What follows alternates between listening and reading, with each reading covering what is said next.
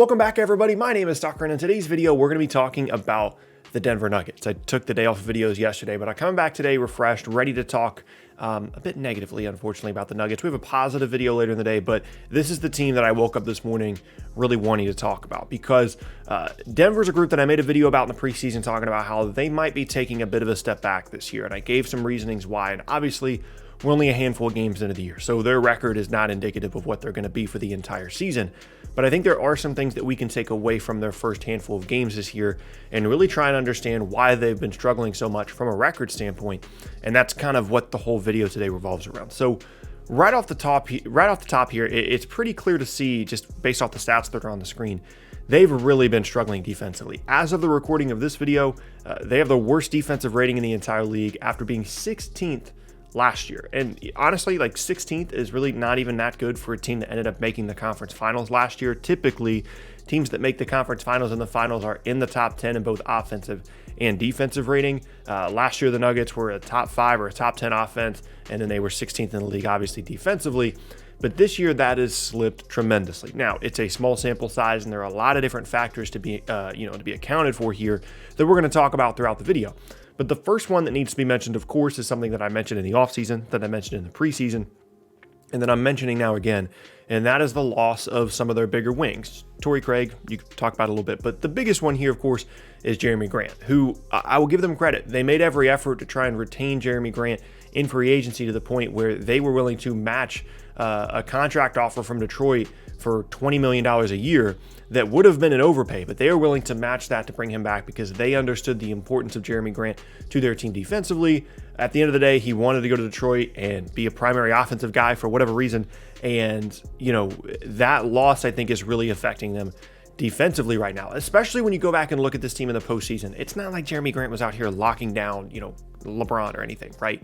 But he was just so active defensively, allowed them to do so much in the front court from a versatility standpoint, and not having that now and not having that size on the wing as well is becoming an issue for this team. And I think that is at least some of the reason why their defensive rating has slipped. And as you look at their roster as a whole, it's also just, it's an overall personnel issue. It's not just losing him, it's not just losing Craig, but they just don't really have defensive stoppers on this roster. Like the only guy in their top 7 that you would consider to be like an above average defensive player at this point would be Gary Harris. And then like Paul Millsap is okay, but he's old, and everybody else is, very, very offensive oriented, which is fine.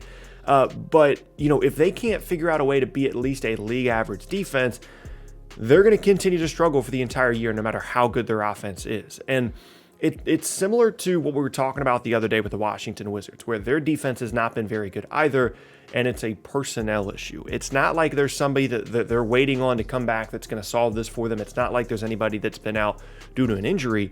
It's just a roster construction issue for the most part. There's some other factors that we can talk about as well later, but at the end of the day, either the guys on the roster that they have need to step up, need to improve, or they need to make a move to go and get somebody that's going to help them defensively, because right now it's just not really working for them. Now, offensively, they've been great. They've had one of the best offensive ratings in the entire league through the first handful of games, despite the poor record.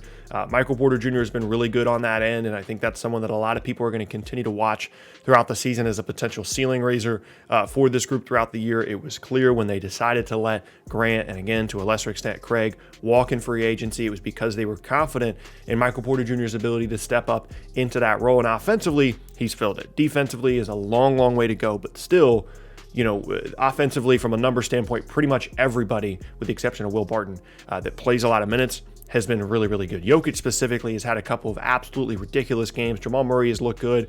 Could be more efficient, but it's only a handful of games. He'll be fine.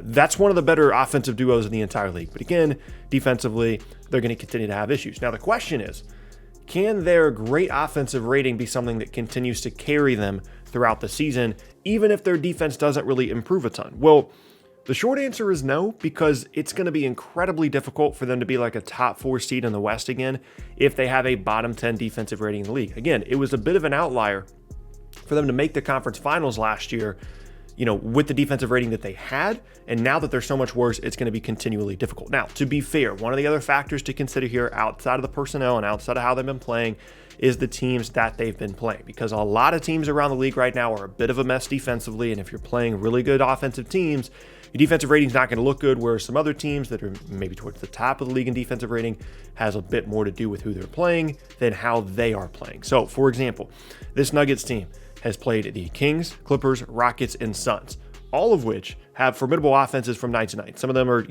better on other nights than others, but for the most part, those are some of the better offenses in the West, and that can explain away a bit of, some of the struggles defensively for Denver. Now, the question for this group is, okay, is this a phase? Are they actually in trouble? Where is this going from here? Well, one of the problems is, as we talk about this for pretty much every team when we're making these videos, is there upside? Is there someone they're waiting on to come back and be healthy? Is there a move to be made? Is there, some kind of improvement in what they are already doing really well that can make up for what they're not doing well? And for Denver, again, there doesn't appear to be much upside from a personnel standpoint. They can go out and make a move and trade a first-round pick for a wing, maybe go out and get someone like PJ Tucker, and that would certainly help. But on this roster right now, other than if, playing someone like PJ Dozier more minutes and taking down the Will Barton minutes, it's going to be a bit of an issue for them. Now, they could increase some other things about their offense. The three-point volume could go up. They have a good percentage, but the volume really isn't up there right now related to the other teams in the league. If they increase that, maybe their offense gets, even better, and it makes up for, again, some of the defensive issues they've had. And scheduling, at some point, they'll start playing teams that are really bad offensively, and that'll help out their defensive rating. And to be fair, I've had concerns about Denver in the past, all the way up until they made the conference finals last year. I never really was a believer in this team. And obviously they proved me a bit wrong last year by making it to the conference finals. And, ultimately I do expect them to figure it out to a certain extent. But this, minor step back this year that I was talking about in the preseason, I think you're starting to see why I had those concerns about Denver, why I thought that was a possibility. And again, most of them are on the defensive end of the floor. And, when they've proven me wrong in the past, most specifically last year, it was with guys on the roster that were bigger on the wings, guys like Jeremy Grant, guys like Torrey Craig that are just not there anymore. So this is a team that I'm going to continue to watch throughout the season and, see if they can improve that, because they've shown in the past that as long as they're a league average defense, they're a dangerous and a formidable team because of how good they are offensively, because of how good Jokic is and Murray and all the other complimentary guys they have, and the ceiling raiser of Michael Porter Jr., all those things. They have that in their back pocket, and all they have to do is be right around the middle defensively, and they're a dangerous team, just like last year. But got to kind of, keep an eye on them, make sure that they're continuing to improve throughout the year. They've gotten off to slow starts in the past, whether it be Jokic playing his way into shape or just their overall record. They only started last year 3-2. It's not like they came out and won 8 straight games to begin the year. And again, they made the conference finals. So outside of the roster, I'm not incredibly concerned with the defensive stuff. I think you can explain some of it away with the schedule stuff. And, a lot of teams are a mess defensively to start the year. And, they're kind of trying to integrate some new pieces or make up for a lack of pieces that they had last year. But I do think that eventually there's probably going to be a move made here in Denver, whether that's trading away Will Barton and some stuff to get a defensive player or trading a first-round pick to get a defensive player, the way that they did with Grant in the prior offseason. Whatever the case may be, keep an eye on this Denver Nuggets team. I'm not overly concerned at the moment. It's a very small sample size. It's not something where I think the sky is necessarily falling in Denver, but it is a team that if I were you, I would keep a little bit of an eye on, watch a little bit. If you're a Nuggets fan, I wouldn't panic in the streets yet, but I would be at least mildly concerned that there isn't a ton of help coming for this group on the defensive end of the floor, which has been a huge issue for them. So keep an eye on Denver. But that is going to be the end of today's video, and I thank you all very much for watching. Once again, my name is Tucker. If you missed any of my previous videos, then be sure to check out the boxes on screen. I upload twice a day, every day, all throughout the NBA season. So it's a great place for consistent NBA content. You can also leave a like rating on the video as well. It helps me out a ton, lets me know that you're enjoying the content, and helps get it out to more people on YouTube as well. And you can check me out at various socials at the bottom of the screen. There's a link tree down in the description below if you guys want to check that out. With all those things said, I hope you guys have an awesome rest of your day. I will see you in the second video of the day later today, and I will see you all next time.